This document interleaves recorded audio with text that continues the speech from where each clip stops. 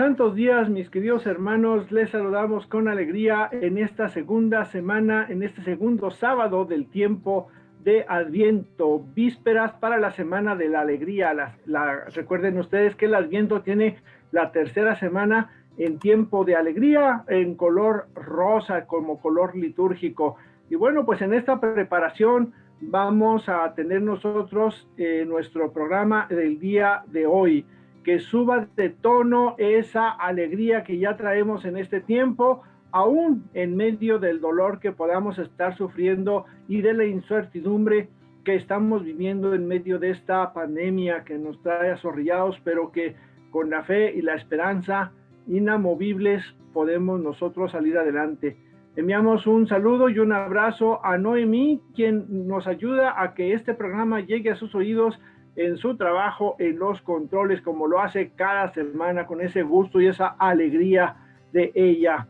Para iniciar nuestro programa del día de hoy, vamos a hacer nuestra oración, que nos prepara a lo que vamos a escuchar este día y nos pone en una frecuencia adecuada para asimilar el mensaje que Dios nos quiere dar el día de hoy. Vamos a pedirle a Fabián que nos ayude pues con la oración. Fabián, por favor. Claro que sí. Señor Dios, que unes en un mismo sentir los corazones de tus fieles, impulsa a tu pueblo a amar lo que mandas y a desear lo que prometes, para que en medio de la inestabilidad del mundo estén firmemente ancladas nuestros corazones donde se halla la verdadera felicidad. Por nuestro Señor Jesucristo. Amén. Amén. Gracias, Fabián. Buenos días, hermanos. Miren, el día de hoy, Luis nos va a explicar con palitos y manzanas el salmo que nos dice: el Señor es mi pastor. A que tu mente ya voló rápido y ya supiste lo que sigue. Pero en esta ocasión se nos va a quedar en nuestra mente como un eco en el que vamos a ver nuestros errores que vamos cometiendo después ya de aquí. Así que vámonos rápido a Introducción a la Biblia.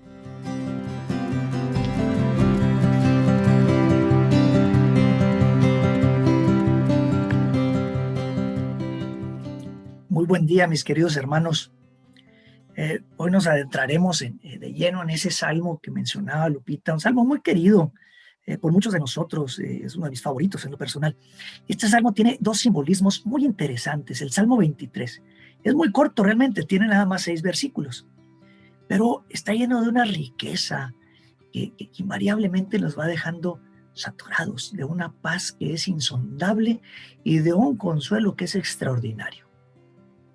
Este tema lo voy a basar en notas de una clase que recibimos del padre Héctor Villa, por cierto, a quien mandamos un muy caluroso saludo, y bueno, algunas otras referencias que tenemos por ahí, Biblias, libros, en fin. Además, mire, aquí entre usted y yo, este salmo me ha acompañado en los momentos más difíciles de mi vida.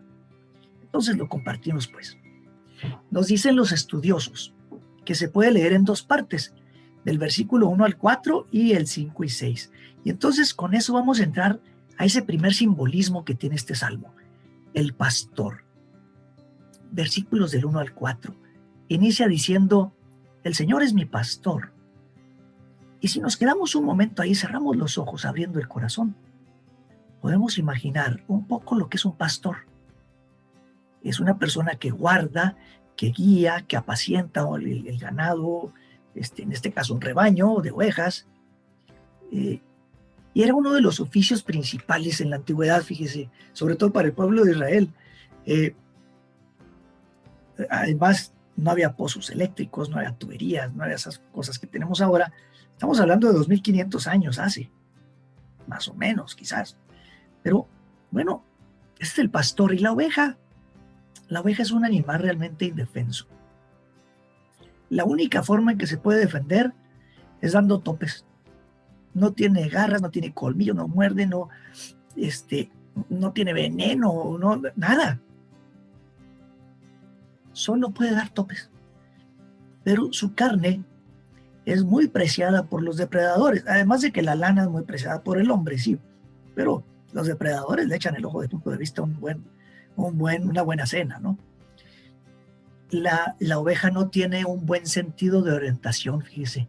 Son seguidoras de otros, se orientan cuando ven a otra oveja o a alguien de mayor tamaño que no representa un peligro y lo siguen, pero solitas se pierden. No encuentran agua ni alimento fácilmente, son muy nerviosas, se alborotan fácilmente, tienen muy buena vista, muy buen olfato y muy buen oído, eso sí, pero pues son indefensas, pues. En fin, de manera que si abriendo el corazón, pues, cerrando los ojos, si estoy afirmando junto con el salmista que el Señor es mi pastor, entonces yo soy su oveja. He dejado de seguir a otras ovejas. He dejado de seguir a otros pastores falsos. He dejado de reaccionar incluso a los perros pastores que andan ahí ladrando y correteando alrededor. No, ahora solo le sigo a Él, porque le pertenezco a Él. Y si le pertenezco, Él conoce mis necesidades. Él me cuida, me guía, me alimenta, me da agua, me defiende del depredador, o de todos los depredadores que hay alrededor de mi alma y de mi vida. No solo eso, comparte mis peligros, los enfrenta por mí, me conoce por mi nombre, me sana, me conforta y vela mientras duermo. ¡Ja! Entonces, si el Señor es mi pastor, si yo soy su oveja, entonces lo tengo todo. Por lo tanto, por eso el versículo 1 continúa diciendo, nada me falta, porque en Él lo tengo todo. Con eso el alma, pues, esas primeras palabras, el alma entra en silencio, baja las armas.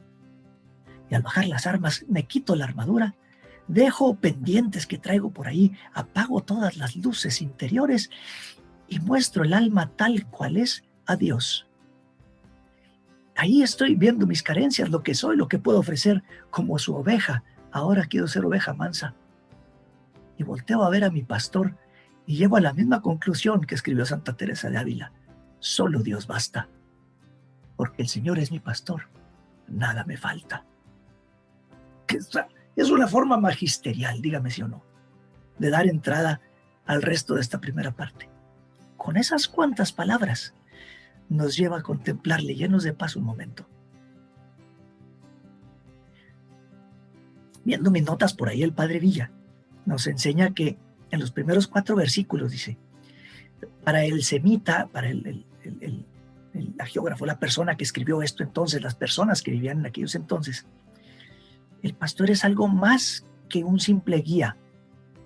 El pastor es el compañero de viaje por el cual las horas de su rebaño son sus mismas horas, los mismos riesgos, la misma sed, la misma hambre. El sol le golpea implacable sobre él, igual que sobre el rebaño.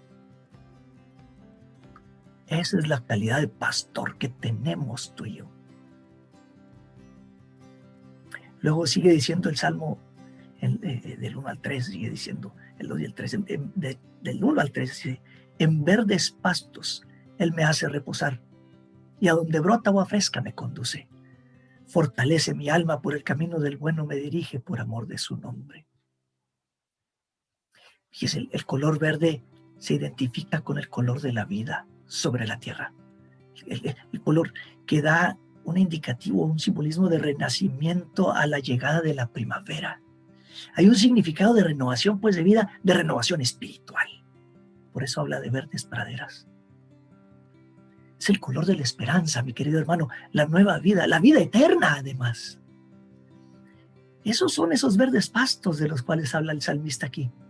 Y entonces, al alimentarme espiritualmente, al entrar en ese proceso de renovación, se fortalece mi alma para mantenerme firme en el camino de la vida y hacer el bien. Mientras que el agua fresca, de la que habla aquí el Salmo, me está recordando al agua viva del Espíritu Santo para refrescarnos, para llenarnos de esa frescura del fragor del sol y del cansancio. Sin él y sin esa agua viva no tendríamos vida.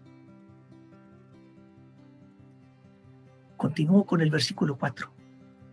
aunque pase por quebradas muy oscuras, no temo ningún mal, porque tú estás conmigo, tu bastón y tu vara me protegen.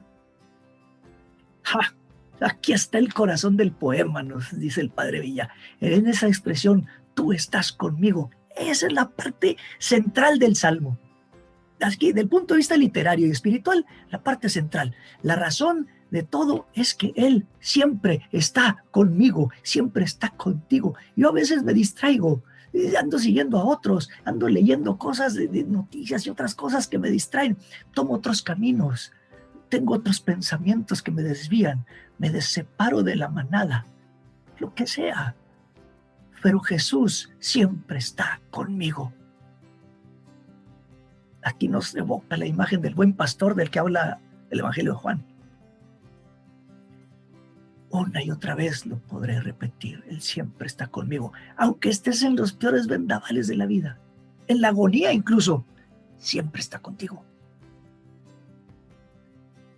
Es más, aun cuando estés dando tu último suspiro y la muerte te está llevando en ese proceso de transformación y te lleva al Padre Eterno, Jesús está contigo para llevarte a Él, al Padre. Si has sido su oveja, si le has reconocido, si le has seguido como tu pastor. Ese es el Emmanuel del que nos hablan los evangelios. Dios está con nosotros. Ese es el Emmanuel que anunciaron los profetas. Jesús, mi buen pastor, tu buen pastor si tú lo quieres.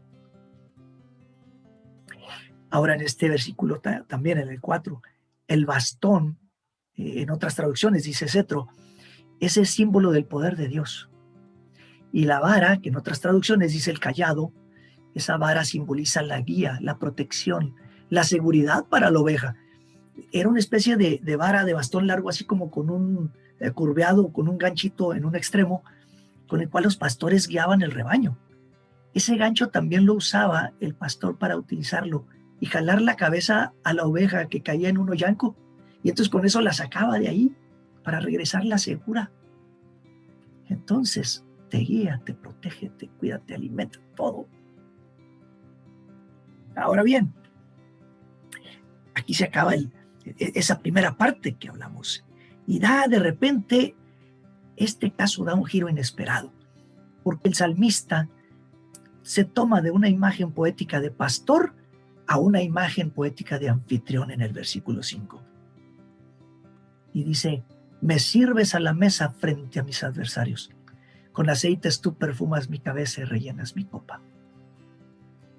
Ahora de repente de ser pastor, ahora se tornó en un anfitrión hospitalario, de acuerdo con las costumbres de aquellos tiempos. Es vaya, me sirves a la mesa, es cordial, es generoso en su trato, te hace sentir bien, te hace sentir el importante, te sirve de comer. Perfuma la cabeza de sus invitados, ofrece la copa de la amistad, extiende la piel, en ese entonces se usaba una piel de vaca para que servía a los beduinos como mesa o mantel. Así nos dice el Padre Villa, así te da la bienvenida. Sin embargo, muy curioso, a pesar de ser el anfitrión, se percibe poquito aquí un umbral, como una especie de umbral de cambio de imagen entre el pastor y el anfitrión, porque en aquellos tiempos las ovejas, donde dice con aceites tú perfumas mi cabeza, en aquellos tiempos las ovejas se plagaban de ciertas moscas, les llegaban ciertas plagas, había moscas en una temporada del año, y las ovejas batallaban mucho porque se les paraban en cabeza, cerca del ojo, de nariz, o hocico, y les picaban, y no se las podían quitar las ovejitas. Se desesperaban estos animales y empezaban a golpear su cabeza con tal de quitarse la plaga. Se golpeaban la cabeza una contra la otra, o se golpeaban contra piedras o árboles, hasta se lastimaban, se volvían loquitas de la desesperación. Hasta que el pastor les ungía la cabeza con aceite para evitar que ya la plaga les molestara. Entonces ya se calmaba la oveja y ya no veía plagas. Y estuve viendo por ahí en las redes, por ahí mencionan algo de Zaragoza, en Zaragoza, España, que también tienen algo así, pero nomás que ahora ya tienen recursos veterinarios. Pero bueno, así también el Señor te unge con su Espíritu Santo, te cubre, te sana, te protege de esas plagas que son inquietudes, tus ansiedades, angustias, vicios, tantas otras cosas que lleva el alma y que te llevan a andarte topeteando con quienes, con los seres queridos que están a tu lado, con los que tanto amas. O vas y te das de topes en la pared, intentando salir de lo que estás viviendo. Jesús te sana, te escuda, incluso de ti mismo con tus reacciones alocadas y delirantes. Te recibe. Por eso es anfitrión. Por eso forma parte de esa expresión, de esa imagen. Es generoso al consolar, es generoso al perdonar y es eterna su misericordia. Pero no se queda en una sola recepción muy acogedora, sino que sigue diciendo el Salmo: me acompaña tu bondad y tu favor mientras dura mi vida. Mi mansión será la casa del Señor por largo tiempo, es el último versículo, el 6. Con esto, pues, se asegura la protección de enemigos externos en todo el tiempo en que el huésped está descansando y está bajo su tienda, está bajo su techo, en su casa. Ahí nos invita a estar el Señor como anfitrión y nosotros sus huéspedes. Vaya si no tenemos un Dios magnánimo. ¡Qué bárbaro! Ahora, ya que el creyente ha entrado en ese encuentro con Dios y entra en su reino, ya que está en su morada, en su casa, en ese reino que tiene para nosotros, jamás querrá esa alma salir de allí. Ya no quiere volver a estar fuera de esos abrazos, de esos apapachos, de esas tiernas miradas del Señor, de esa seguridad que te da la vida en Cristo. Oh, mi querido hermano, ya no se vuelve a la vida de antes. Después de un encuentro de corazón palpitante con Cristo, ya no se quiere volver a la vida anterior. Por eso el salmista nos invita a quedarnos para siempre bajo su protección, por largos años. Por años sin término, dice otra traducción por ahí, bajo su abrigo en su casa, buscando la intimidad con Dios día con día, en cada acción, en cada momento de tu vida, independientemente de la agenda de ese día. Muy en especial, hoy, después de darte todo esto y esta riqueza, este salmo bellísimo que compartimos el día de hoy, el Señor además nos da un regalo muy especial a nuestra Madre de Guadalupe, poderla celebrar. Y a ella nos la da como parte de esa protección que Él nos ofrece. Y ella, amorosa, nos cubre con su manto y pide por ti, por mí. Mi querido hermano, ora con los salmos, platica con Dios, profundiza y encuéntrate con Él.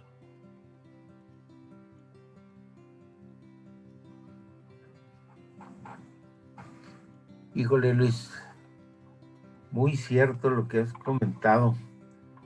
Es un salmo que nos ayuda mucho a no perder la fe, y menos en cada situación difícil. Yo aprendí este salmo en una Biblia de allá por 1961, una Biblia de José María Bover y Francisco Cantera, que dice que es versión crítica de los textos de hebreos y griegos, ¿sí? Y cuando lo empecé a leer, me jaló ese salmo. Ya tengo un salmo que sí me sé, de los 150, y ya llevo uno adelante, ¿no? ¿Sí? Pero por el lenguaje utilizado en aquella época, ¿sí? Por lo que decías, por ejemplo, en los versículos del 1 al 3, esa Biblia dice: en herbosas praderas me hace sestear, junto a aguas solazosas me conduce, me devuelve la vida. Es una forma como muy romántica, no sé, ¿sí? Eso fue lo que me jaló, la manera de estar redactado el salmo. Y sí, yo lo rezo muy frecuentemente también, ¿viste? Porque para eso sirve, ¿sí? Y al final dice que viviré en la casa de Yahvé por dilatados días. ¿Sí? Pues bueno, amigos, llegamos Yo quisiera también hacer un comentario sobre esto porque me llamó mucho la atención. A mí, a diferencia de ustedes, pues como que todavía me cuesta un poquito, y yo digo que así debe haber también mucha gente que no alcanza a sentir el Salmo en su totalidad, ¿no? Y lo pienso porque me recuerdo el pasaje, no el pasaje, las palabras del padre Solís, que dice que el que no conoce a Dios donde quiera se anda hincando. ¿Ah? Y teniendo una fuente tan rica como esta, unas palabras del Señor tan cariñosas, tan amorosas, tan bonitas, tan lindas, pues, hacia cada uno de nosotros, la verdad es que muchas veces no nos sentimos protegidos y andamos renegando, andamos despotricando o quejándonos en las cosas cotidianas, en las cosas diarias, y a veces también en las cosas gruesas que nos pasan en los momentos muy difíciles. Luis comentaba al principio que este salmo lo ha acompañado en los momentos difíciles de la vida, ¿no? Pero alguien me podrá decir, pues sí, pero tú lo puedes reducir a palabras. Claro, pueden ser palabras nada más, y son palabras bonitas que a lo mejor te hacen sentir bien un ratito, pero cuando realmente esto te llega al corazón, debe ser algo mucho más profundo, porque ese final de que me hace vivir años sin término en su presencia, pues no se refiere a la vida que estamos acostumbrados a vivir, que son los, no sé, 80, 90 o 100 años que podamos durar aquí en la tierra, sino a lo que viene después, de lo cual recibimos un adelanto. Por eso cuando decimos, me siento amado por Dios, cuando realmente lo sientes, te sientes así, amado por Dios, es cuando este salmo cobra toda su plenitud, porque es pues una manera de decirlo, ¿no? Entonces por eso a mí me llamó la atención. Veo tanta indiferencia a veces. Decía Lupita al principio, no, pues es que no nos damos cuenta o no hacemos caso o no lo tomamos en serio. Bueno, pues eso tiene mucho que ver, ¿no? Y cuando este salmo no solamente se lee desde el punto de vista literario, no solamente se analiza desde el punto de vista lingüístico, sino que se reza desde el corazón, cambia totalmente la perspectiva. Y eso fue lo que me brotó así de entrada. Pues es que es cierto lo que dices, Jorge. Eso es un salmo que como que te cobija todo, porque por ningún lado te llama la atención ni nada, sino es puro amor, puro amor. Y fíjate un detallito más que también me pareció interesante de las explicaciones de Luis. Cuando uno va profundizando en quién lo escribió, cuáles eran los usos y costumbres de aquella época, qué significado tiene el ser pastor, qué significado tiene las verdes praderas, eso pues nos hace disfrutarlo y entenderlo y sentirlo más. Entonces ahí, pequeño comercial, es importante estudiar la Biblia. Exacto. Exacto. Bueno, amigos, pues creo que es hora de irnos a un breve corte comercial y regresamos. Bien, amigos, estamos de regreso a su programa Palabra y Vida. el personaje bíblico del que nos va a hablar Lupita es un personaje muy interesante, muy difícil de ver, como muy invisible. Entonces le vamos a ceder el micrófono a Lupita para que nos hable sobre el personaje bíblico. Lupita. Claro que sí. Hay personajes en la Biblia que no aparecen expresamente en ella, pero que se intuyen. Tal es el caso del posadero de Belén.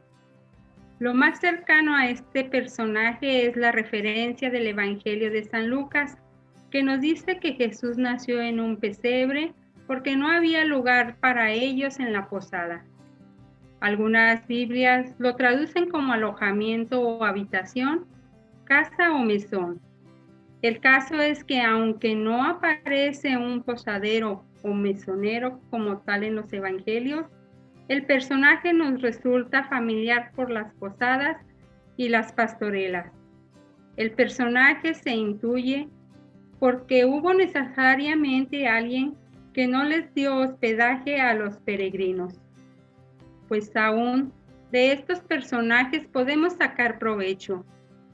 Dejemos volar nuestra imaginación para escuchar una pequeña historia de lo que posiblemente pudo haber pasado por la cabeza de nuestro posadero y la lección que nos deja. La autoridad ha ordenado que todas las personas se empadronen en la ciudad donde han nacido sus antepasados. Belén es una de esas ciudades que se llenará de gente. Las caravanas se acercan a la ciudad. Todos protestan y gritan contra la autoridad porque les ha obligado a salir de sus casas y caminar muchos días. El cambio de un lugar a otro de gente es asfixiante. El señor posadero no admitirá a cualquier persona. Él solo recibirá a los forasteros con dinero. Al caer la tarde, llega un hombre pidiendo posada. Su mujer va montada en un burrito y está embarazada. Muy pronto dará a luz. Vienen de Nazaret. El posadero los mira y piensa: aunque me hubiera quedado una habitación libre, desde luego no se la hubiera dado a esa pareja. Gente sospechosa. Han dicho que eran marido y mujer, pero yo no me chupo el dedo. A mí no me la pegan. Él es demasiado viejo y ella demasiado joven. Y como está encinta, tal vez es el padre de la muchacha que la ha sacado de su pueblo para evitar el escándalo. Pero la mía es una posada honrada y aquí no quiero partos clandestinos. Por otra parte, no me parece que la trate como a una hija. Este vejete la mira como si fuera una cosa santa y casi con reverencia. ¿Acaso sea un criado de confianza que ha cargado con ese bonito trabajo? De todas maneras, su marido no es. Y ella con ese aire inocente y casto, como si no se avergonzara de nada. Debe estar ya en los últimos días. Ya te digo, yo que las apariencias, fíjate de las mujeres. Parece una virgen y está a punto de ser madre. Hay que ver. Y luego, como si no bastara, huelen a miseria desde una legua de distancia. Y en mi casa no quiero pobres. Serían capaces de plantarse aquí durante un mes con la excusa de la parturienta y al final de todo oírles decir que no tienen bastante dinero para pagar la cuenta. Si hubiera llegado con esos bonitos vestidos y la bolsa llena, pues acaso hubiera podido encontrar un rinconcito para ellos. Incluso el mozo podría haber ido a dormir a su casa o a casa de sus hermanos durante algunas noches. Cuando el oro está de por medio, todo se arregla. Pero con esos no hay nada que hacer. Ella lleva un vestido cualquiera que yo me avergonzaría de dar a mi mujer. Y él, un manto liso que debe tener más años que quien los lleva. ¡Ja! Además, habría el peligro de que los gritos de ella y los lloros del niño molestaran a los otros viajeros. Buena cosa encontrarse la posada vacía por culpa de dos vagabundos misteriosos. Aseguran que son galileos, pero ya dice el refrán que de Galilea no puede salir algo bueno. He hecho bien en sacármelos de encima. Un agujero en cualquier sitio sí lo encontrarán seguro antes de que sea de noche.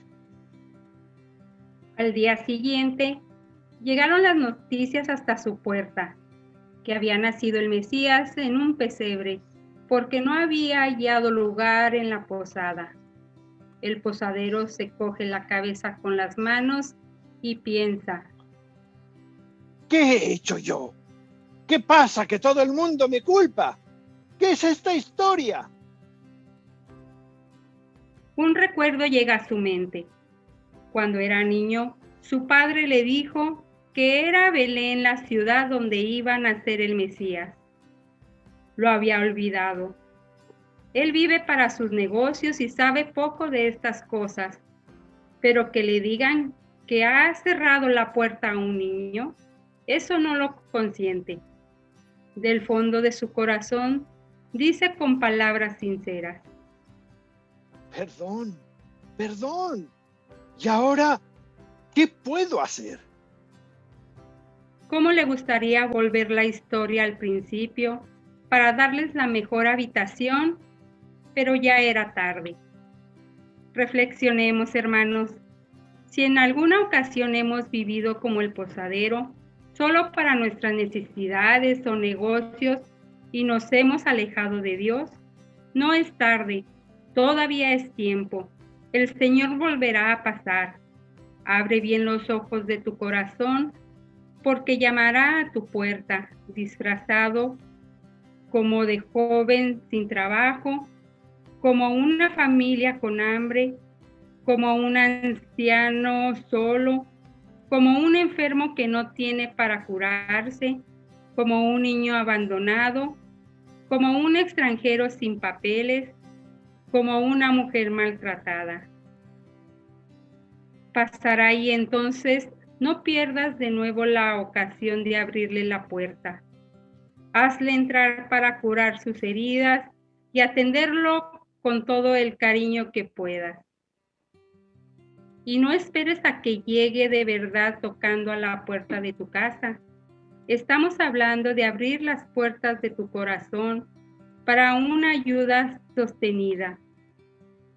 No nada más en el Adviento y la Navidad. Que este nuevo año litúrgico que estamos empezando nos haga más caritativo, más empáticos, más generosos, más amables. Y que cuando llegue alguien con alguna necesidad, podamos decir: es mi corazón tu hogar, llama a la puerta y se te abrirá. Oye, pues qué interesante perspectiva, como decías, Fabián, de este personaje misterioso que bien se pudo quedar o se queda realmente invisible ahí entre las sombras, ¿no? Y me gusta la forma en que plasman sus pensamientos, sus reacciones y finalmente, pues al entrar en reflexión, y esto nos lleva a todos a entrar a reflexión, que se equivocó de alguna manera y acaba diciendo: perdón, ¿qué puedo hacer?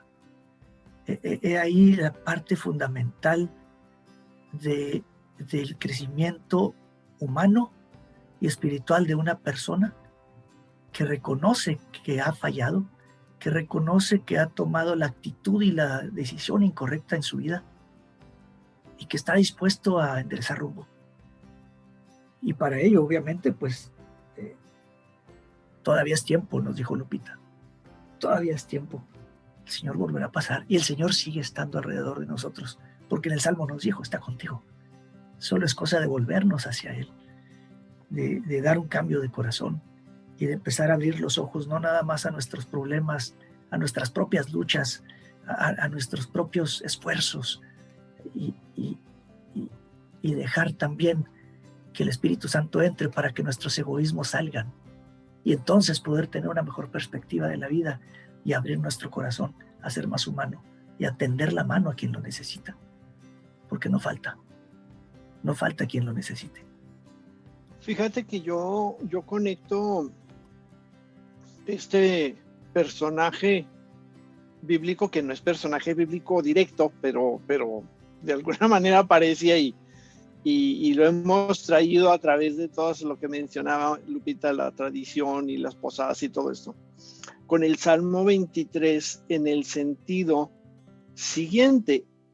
Cuando tú tomas una actitud como la del posadero y al día siguiente o a la semana o X tiempo te arrepientes y dices, sí, la regué, ¿qué hago ahora? Y te sientes cucaracha fumigada. Bueno, pues es cuando regresas tú, das la vuelta y te encuentras ese Señor amoroso que y tú los describiste, Luis. Para mí estos altibajos, estos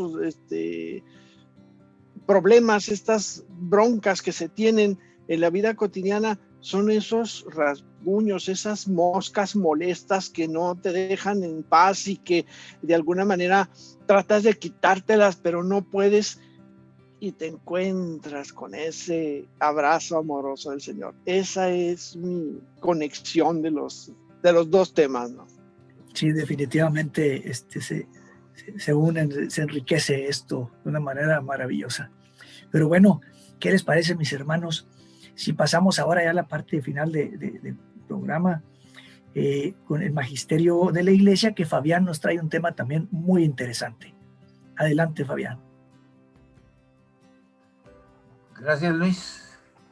Vamos a continuar, hermanos, con los deberes que el Papa León XIII nos deja en su manual de la cristiana sabiduría, ¿sí? Con el cuarto punto del manual, tema muy importante y poco llevado a la práctica: el propagar el evangelio. Lo primero que ese deber nos impone es profesar abierta y constantemente la doctrina católica y propagarla, cada uno según nuestras fuerzas, porque como dice el Papa León XIII, y con muchísima verdad, ¿sí?, nada daña tanto a la doctrina cristiana como el no ser conocida, pues siendo bien entendida, basta ella sola para rechazar todos los errores. Y si se propone un entendimiento sincero y libre de falsos prejuicios, la razón nos dictará el deber de adherirnos a ella. Ahora bien, la virtud de la fe es un gran don de la gracia divina, pero las cosas a las que se ha de dar fe, es decir, fidelidad, certeza, convicción, no se conocen de otro modo que oyéndolas.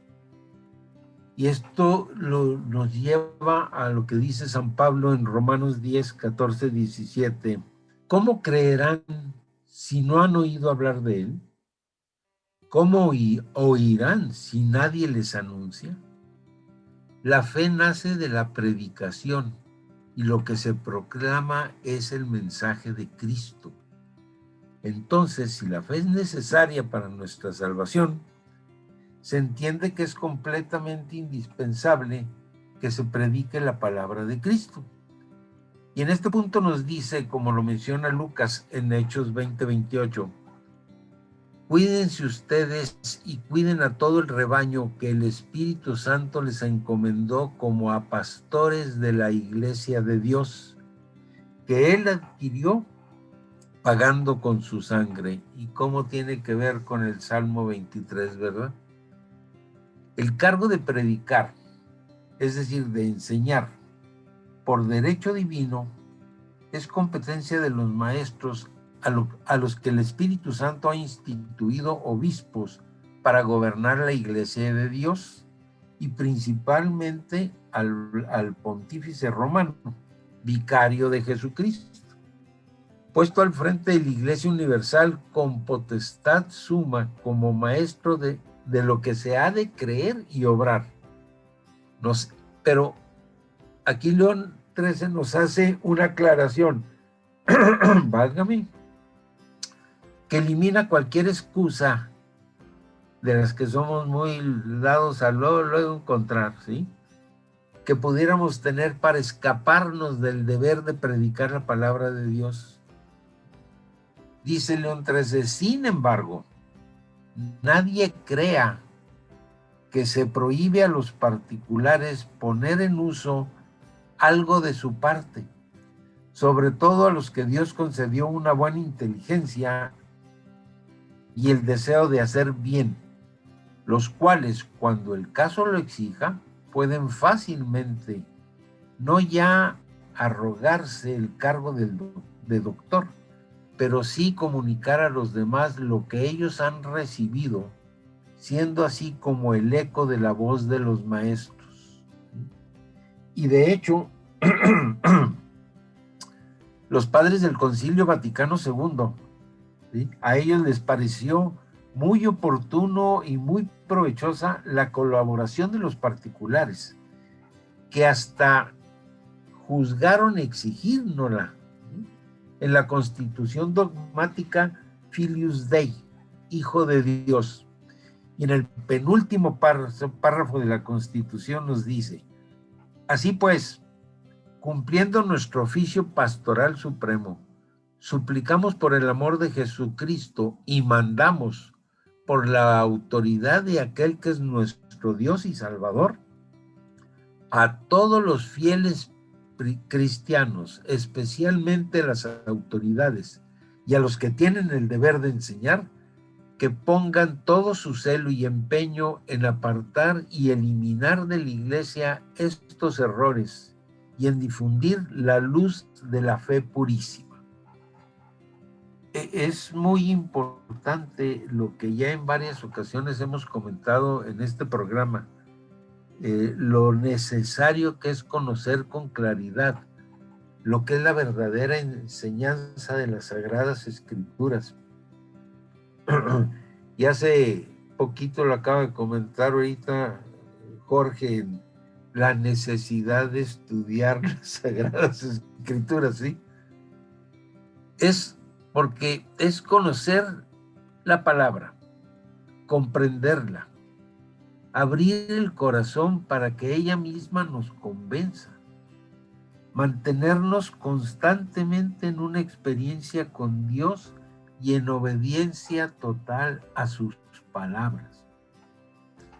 Y esto nos lleva como en cascadita al siguiente deber que tenemos como cristianos, que es el punto 5, lucha unida, en la que León XIII nos recuerda de que cada uno puede y debe sembrar la fe católica con la autoridad del ejemplo y predicarla profesándola con tesón, dice. Pero por consiguiente, entre los deberes que nos juntan con Dios y con la Iglesia, se ha de contar entre los principales el que cada uno, por todos los medios, debemos procurar defender las verdades cristianas y refutar los errores. Pero este deber no se cumplirá como conviene, completamente y con provecho, si lo hacemos separados unos de otros. Jesucristo nos anunció que siendo Él, antes que nadie, blanco del odio y la envidia de los hombres, que esto se extendería del mismo modo a la obra por Él fundada, por lo cual quiso no solamente formar alumnos de su escuela, sino además juntarlos en sociedad y unirlos convenientemente en un cuerpo, como lo dice Pablo en Colosenses 1:24.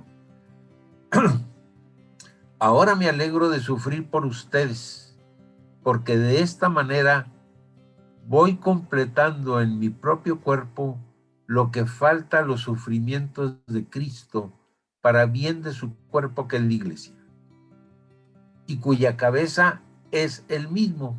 Así que la vida de Jesucristo penetra y recorre todo este cuerpo, ¿sí? Nutre y sustenta cada uno de los miembros y los tiene unidos entre sí y encaminados al mismo fin. Por más que no es una misma la acción de cada uno de nosotros, como dice el mismo Pablo, es como en un cuerpo tenemos muchos miembros, no todos con la misma función. Así, aunque somos muchos, formamos con Cristo un solo cuerpo y estamos unidos unos a otros como partes de un mismo cuerpo, lo que se llama unidad en la diversidad. Porque no solo es la iglesia sociedad perfecta y mucho más excelente que cualquier otra sociedad, sino que además su fundador le ha impuesto la obligación de trabajar por la salvación del hombre. Esta confirmación de la sociedad cristiana de ningún modo se puede mudar, cambiar, y tampoco es permitido a cada uno vivir a nuestro antojo o escoger el modo de pelear lo que más nos agrade. Como el mismo Jesucristo nos dice en Lucas 11:23, el que no está conmigo está contra mí. El que no recoge conmigo desparrama. Y en realidad pelean contra Dios todos los que no pelean juntos con Él y con la iglesia. Así pues, lo primero de todo es necesaria la concordia de pareceres. Como Pablo exhortaba a los corintios con todo encarecimiento y con palabras de mucho peso, en 1 Corintios 1:10. Hermanos, en nombre de nuestro Señor Jesucristo, les ruego que se pongan de acuerdo y que no haya divisiones entre ustedes, sino que vivan en perfecta armonía de pensamiento y opinión. Y valdría la pena reflexionar, como decía Luis, hay que reflexionar, ¿verdad? ¿Cómo andamos nosotros en estas cosas? Y se entiende la sabiduría de este precepto porque el entendimiento es el principio del obrar. Y por consiguiente, ni pueden unirse las voluntades ni ser las acciones semejantes si los entendimientos tienen diverso sentir. Lo que por único guía tiene a la razón es muy difícil, si no imposible, es que puedan tener unidad de doctrina, porque nuestro entendimiento, débil por naturaleza, es a menudo engañado por la impresión de las presentaciones externas de las cosas. Y además de los deseos desordenados que muchas veces o quitan o por lo menos disminuyen la facultad de ver la verdad. Eso estarnos peleando en las comunidades y yo quiero ser mejor que tú y yo quiero hacer esto otro, no nos lleva a nada bueno, ¿sí? Al contrario, los cristianos sabemos qué creer por la iglesia, con cuya autoridad y guía están ciertos que conseguirán la verdad. Por eso, como es una iglesia, porque uno es Cristo, así una es y debe ser la doctrina de todos los cristianos del mundo entero. Yo no sé qué tanto en realidad llevamos a cabo esta situación, pero es muy importante lo que nos dice León XIII hace 100 y pico de años, en 1890 hizo esta carta encíclica, y es muy importante, y digo muchos, hago mención de muchos textos bíblicos, porque en realidad los papas se enfocan mucho a que todo lo que hacen en sus encíclicas y en todas sus enseñanzas la hacen basadas en la palabra de Dios, no son inventos de ellos, es palabra de Dios. Entonces, pues hay que irle poniendo ganas también a esto para que el Señor siga siendo nuestro pastor, ¿no, Luis? Sí, completamente de acuerdo, Fabián. Fíjate, me llama la atención que tiene 130 años el documento, ¿no? Pero me llamó la atención, hay 2 o 3 puntos claves del que mencionas. Una es que el Papa León XIII nos dice, hay que propagar el Evangelio. Otra cosa que me llamó la atención es que dice que ruega o suplica, algo así dijiste, suplicamos a todos los fieles cristianos. Sí. Que pongan todo su empeño, echarle galleta, pues, como dicen por ahí, para quitar de la iglesia errores y difundir la luz de la fe purísima. Ahí está una clave excelente y nos invita a los fieles a participar ya desde entonces. Y la otra es conveniente y es menester de los servidores, de quienes enseñamos, de quienes apoyamos, de quienes estamos en comunidades, obedecer al sacerdote, seguirlo a él, no apoderarnos de las comunidades, sino ir a servir como Jesús lo hizo. Jorge, yo creo que ya se nos está acabando el tiempo. ¿Cómo andamos? Muy interesante, gracias. Sí, creo que hay varias cosas más que comentar, pero como dices, el tiempo se nos ha venido encima y pues nos tenemos que despedir. Les insistimos para que no dejen de ser ángeles de Radio Guadalupana con sus oraciones, con sus donativos. Está pasando la radio por un momento de crisis, yo creo que como todos nosotros, pero pues ahí está, tenemos que ayudarnos unos a otros para poder lograr salir adelante. Les recordamos e invitamos el próximo 15 de diciembre, próximo miércoles ya, tendremos un evento que se llama Lectio Divina a través de Zoom. Es un diálogo, un encuentro con el Señor, lo que es la lectura orante o Lectio Divina, como los ejercicios que hacemos aquí cada mes, pero un poquito más profundo, un poquito más a detalle. Así que lo invitamos a participar de esta bonita experiencia. Es una manera de entablar un diálogo con el Señor y poder escucharle y pedir que nos escuche también. Así que pues ahí se lo dejamos de tarea. Esto es el próximo 15 de diciembre en punto de las 7 de la tarde. Más información en la página de Facebook o en la página web. Búscanos como www.biblico.mx o llámanos al 656-167-3077 para mayor información. El versículo de hoy, Fabián, claro que por sí. favor. Proverbios 22:9. El de buena intención será bendito, porque da de su pan al débil.